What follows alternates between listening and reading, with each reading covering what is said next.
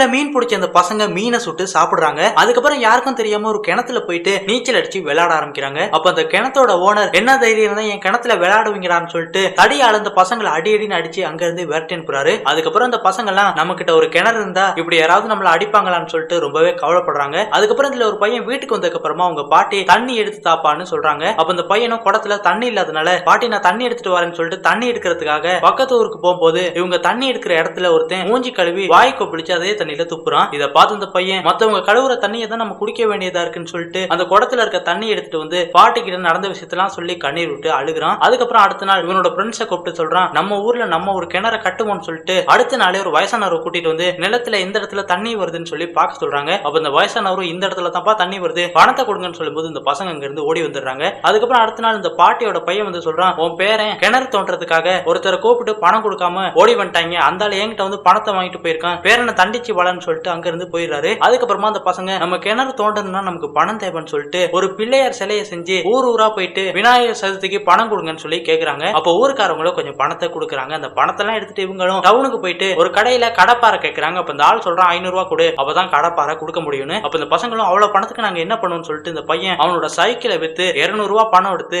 அங்க இங்கேயும் கொஞ்சம் பணத்தை சேர்த்து கடைசியா அந்த கடப்பாறையும் வாங்கிடுறாங்க. அதுக்கப்புறம் மண்வெட்டி வேணும்னு சொல்லிட்டு பக்கத்து வீட்டுல போயிட்டு ஒரு மண்வெட்டியை திருடிட்டு வராங்க. அதுக்கப்புறமா அடுத்த நாளாவது இந்த பாட்டி எந்திரிச்சு கதவு தட்டுறாங்க. கதவு மூடி இருக்கு. என்னன்னு சொல்லி எட்டி பார்த்தா இந்த பசங்க ஒரு கிணற வந்து தோண்ட ஆரம்பிக்கிறாங்க. அதுக்கப்புறமா அந்த பையன் பாட்டி கதவை தட்டுது என்னன்னு சொல்லி பாக்குறேன்னு சொல்லிட்டு உள்ள வந்து பாக்குறான். பாட்டி இறந்து போய் கிடக்குறாங்க. இதை பார்த்து இந்த பையன் நம்ம எல்லாரும் சேர்ந்து நம்ம பாட்டியை கொண்டுட்டோம்னு சொல்லிட்டு எல்லாருமே அழுகுறாங்க. அதுக்கப்புறம் பாத்தீங்கன்னா இவங்க தோண்டின கிணத்துலயே பாட்டியை போட்டுட்டு மண்ணை தோண்டி புதைக்க பார்க்கும்போது இவங்க தோண்டின கிணத்துல இருந்து தண்ணி பீச்சின்னு அடிச்சு பாட்டியுமே மயக்கம் தெளிஞ்சு எந்திரிச்சிடுறாங்க. இதை பார்த்து இந்த பையன் பயந்து போய் நிக்கும் போது பாட்டி அந்த பையனை கூப்பிட்டு கட்டி பிடிச்சு நீ கடைசியா தண்ணி எடுத்துட்டப்பான்னு சொல்லிட்டு ரொம்பவே சந்தோஷப்படுறாங்க.